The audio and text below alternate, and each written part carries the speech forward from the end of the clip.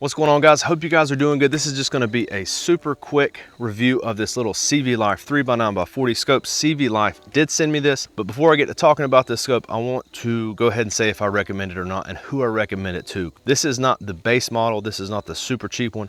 This is the one that's about 60 Donalds on Amazon. Do I think it's worth that? Absolutely. This thing to me is comparable to like a Bushnell Banner, Simmons Pro Target, maybe even the Vortex Rimfire. I've got probably 700 rounds through it. Probably 100 of those was from a AR, a 223. It's held up well. I've been using it for probably 2 months now. So I do think it's worth what they're asking. I think that it's going to be for the person that's shooting a shorter length of pull, that's shooting like a PCP gun or a 22. I would not recommend this one for an AR. Absolutely worth the money for the 1022, the Savage 22 shooters, the Umarex Nodos, the Winchester 1977 XS, Daisy 880. Great scope for that. So that out of the way, let's go from back to front.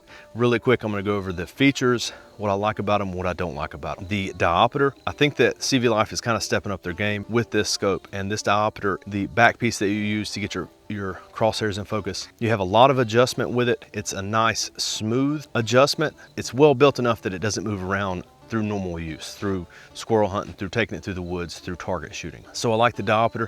The eye relief is too short. That's the one big con with this scope is the eye relief. That's why I wouldn't say put it on an AR-15. I even like the logo on this one. I like the magnification dial or the magnification ring, 3 to 9 power.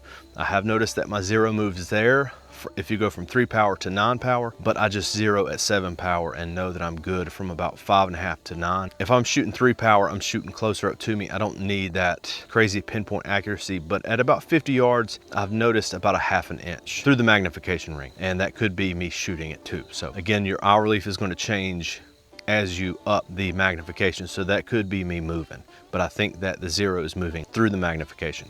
Moving forward to the turrets, I really like the adjustment turrets. I like the caps on them. I like the threads are good. The cap design is good. They're easy to take on and off. Haven't lost them yet. That's a big one for me. It doesn't matter how nice they are. If I take it hunting and I come back with one missing scope cap, it just irks me. So haven't lost them. The adjustment turrets have a nice tactile feel, but they're not a very loud click. This is a scope that I have not lost zero with, even shooting it with my AR. The caps, you can take a little tiny hex head and take it off, move the caps over to zero, so the zero is facing you. It doesn't have an indication mark for that zero though. I think that's kind of an oversight from CVLIFE. They could just do a little bit of paint to let you know where your zero's at, but that could come in handy in the future, and it's just a nice little feature to have in a budget scope. The tube design is good. I like the overall size and shape of it. I think it works well on a traditional size rifle, like a wood stocked heavy barrel rifle like this. I think it looks good. Could be a little bit smaller,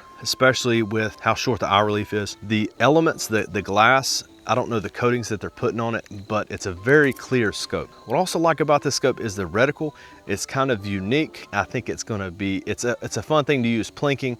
The wind's blowing a little bit. It's not gonna be something that I would depend on because again, this is a second focal plane scope. So if you move the magnification, the reference points are gonna move. Kind of useless except for plinking.